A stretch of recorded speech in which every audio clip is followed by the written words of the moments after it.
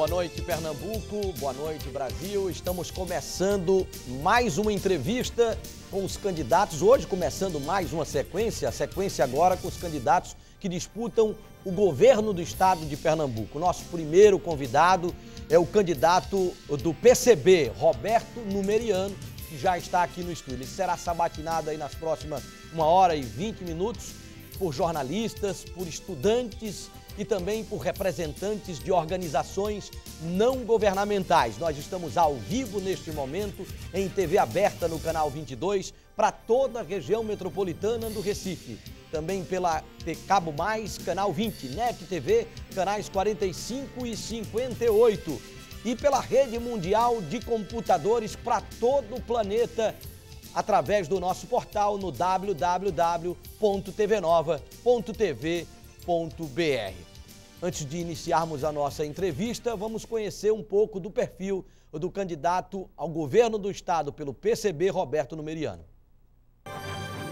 Roberto Numeriano nasceu em Recife no dia 10 de agosto de 1962. É servidor público federal e candidato ao governo nas eleições 2010 pelo PCB, Partido Comunista Brasileiro. O número de Roberto Numeriano é 21. Candidato, boa noite. Um prazer e uma honra em tê-lo aqui no nosso programa. Por que iniciar na política disputando o mais alto cargo, cargo de governador do estado? Boa noite, Pedro. Boa noite, pernambucanos. Boa noite aos presentes aqui, jornalistas, convidados, universitários também, e também representantes de instituições do movimento social e popular. Bem, nós estamos com uma tarefa de partido e começamos por cima, por assim dizer, por essa exigência de fazer o partido crescer, levar para o público pernambucano o seu ideário político-ideológico. E, é claro, como homem de partido, desde 21 anos de idade, em 84, quando eu ingressei no partido, a gente tem que assumir a tarefa. E se o partido dissesse, você não vai ser candidato, não seria. Você quer ser candidato? Não existe essa pergunta.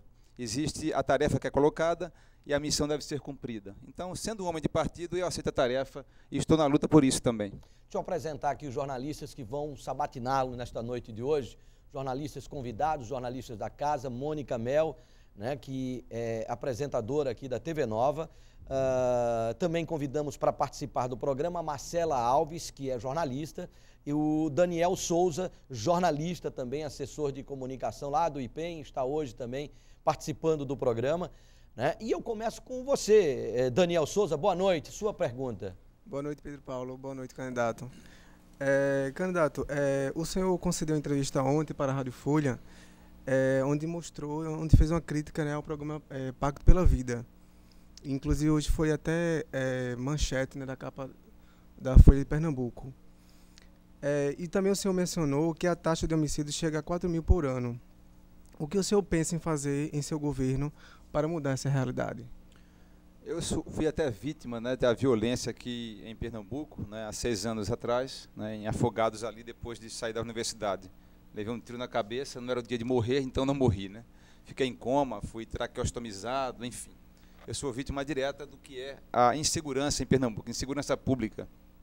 Bem, qualquer gestor da segurança pública deve, fundamentalmente, tratar do assunto unificando a polícia militar e a polícia civil. A questão da segurança pública não é a questão apenas repressiva e nem também apenas a preventiva. Como está, isto é, o funcionamento, o conceito de funcionamento de segurança pública em Pernambuco, a polícia civil de um lado, a polícia militar do outro, funcionando em compartimentos estanques, não vai resolver. Se você observar com cuidado, aqui em Pernambuco, o número de mulheres que são mortas por ano não caiu. É o percentual igual nos anos de Jarbas e também nos anos iniciais do governo do senhor Eduardo Campos.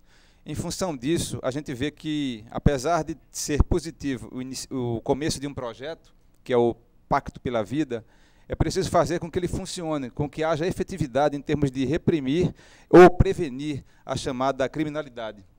E, no caso de mortes de pernambucanos, não caiu esse índice de modo significativo a festejar, como está fazendo, soltando fogos o governo estadual. Temos o quê? Temos mais de 4 mil mortes. É mais do que se mata em termos proporcionais em relação à guerra do Iraque. Uhum. Primeira pergunta também da Marcela Alves. Boa noite, Marcela. Boa noite, Pedro Paulo. Boa noite, candidato. Boa noite. Candidato, o governo do estado investiu muito no quesito saúde com a criação das UPAs. O senhor pensa em dar continuidade a esse projeto e acrescentar mais especialidades ou fomentar um outro tipo de programa para a saúde pública? Marcelo, nosso projeto principal em relação à saúde é a criação de 4 grandes hospitais.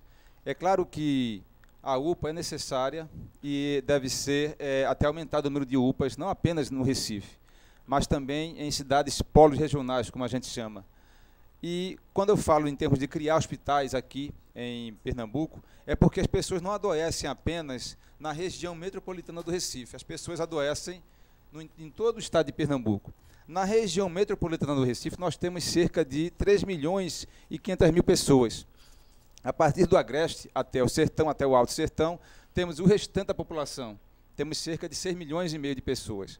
Ora, é preciso, então, construir hospital também no interior, em cidades como Caruaru, Arco Verde, Salgueiro e Petrolina, porque essas cidades, que são cidades polo e regionais, elas aglutinam, elas atraem demandas por atendimento médico hospitalar e que desafogariam os hospitais, até as UPAs e também os 3 hospitais novos que estão sendo construídos aqui.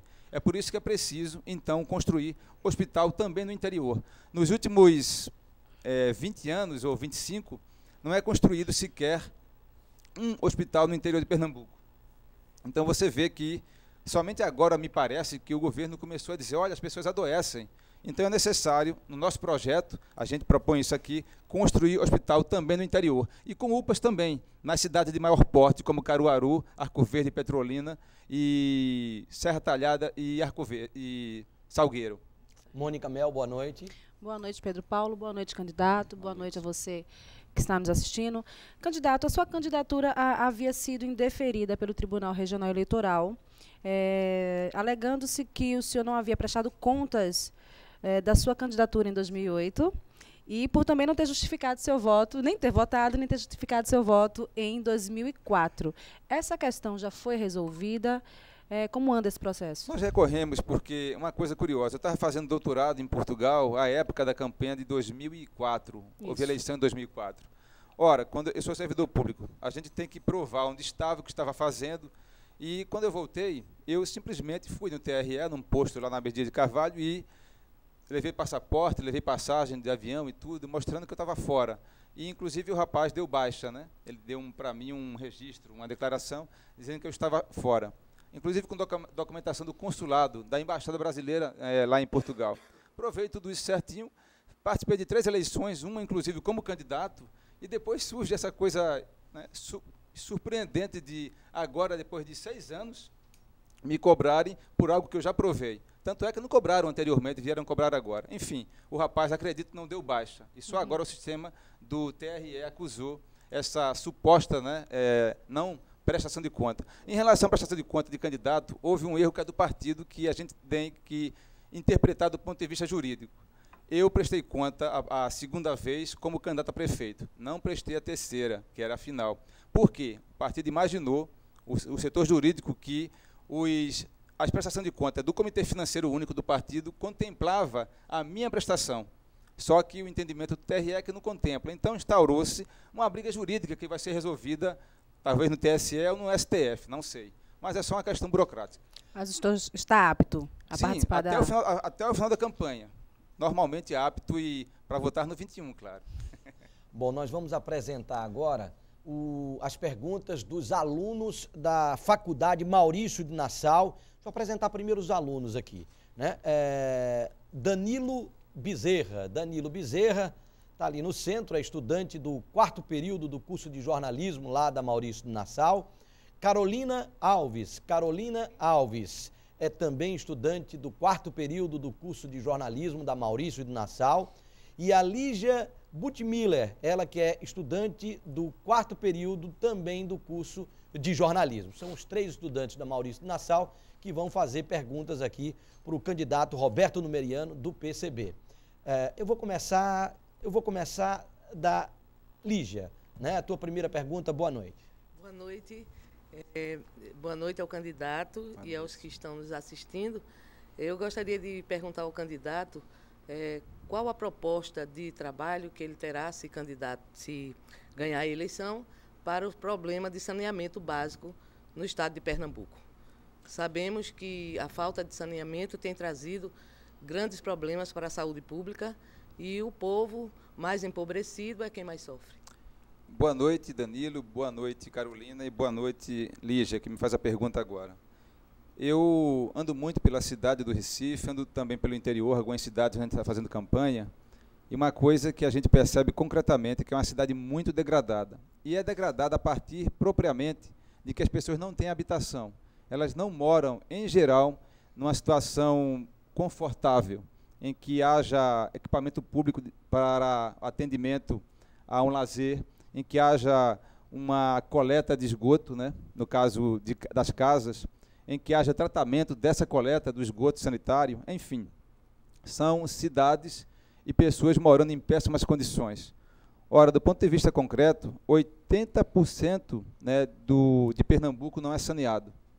Então, quando a gente vê que 80% não é saneado, a gente explica por que o desastre ambiental é presente, né, e nos agride, tanto do ponto de vista da saúde pública, quanto do ponto de vista também da beleza da cidade do Recife. Eu morei 5 anos em Caruaru, por exemplo, Lígia, e percebi que o Rio Pojuca, que já era poluído quando eu fui morar lá nos anos 80, piorou a poluição quando eu começo a voltar lá já como candidato, como profissional também. Eu fico triste porque os gestores públicos, em relação a governo municipal, estadual e federal, me parece que só gosta de construir viaduto, porque é visível. Aquilo que é invisível, que fica debaixo da terra, que é o esgotamento sanitário, parece que é desprezado. Então, a gente tem um projeto fundamental em relação a Pernambuco, que está aqui na minha frente, que é a questão de criar uma empresa que vá tratar exatamente da poluição ou despoluição ambiental. É preciso criar um novo código ambiental para Pernambuco e, ao mesmo tempo, redimensionar o que é a Compesa, a Companhia de Saneamento, que, na verdade, a rigor, só faz vender água. Ela não cuida de saneamento. Então, tem que ter pressão popular, pressão dos movimentos sociais e populares para que a questão do saneamento seja uma das prioridades, porque é uma questão não apenas de conforto, mas também de saúde pública. Danilo Bezerra. Obrigado. Boa noite, Danilo. Boa noite, Pedro. Boa noite a todos. Boa noite, candidato. Gostaria de fazer a seguinte pergunta. Se fosse para escolher uma prioridade como habitação, saúde, segurança, para você focar, qual seria? Danilo, uma coisa que é surpreendente, tem algumas pesquisas de opinião, né, junto a candidatos, sobre candidatos, junto à população eleitora, as pessoas, em geral, dizem que o problema maior de Pernambuco, proximamente em termos de índice de resposta, é saúde e segurança. Vejam como muitos pais, né, porque deve ser a maior parte pai de família, está iludida com propaganda. Na verdade, é importante saúde? É importante segurança?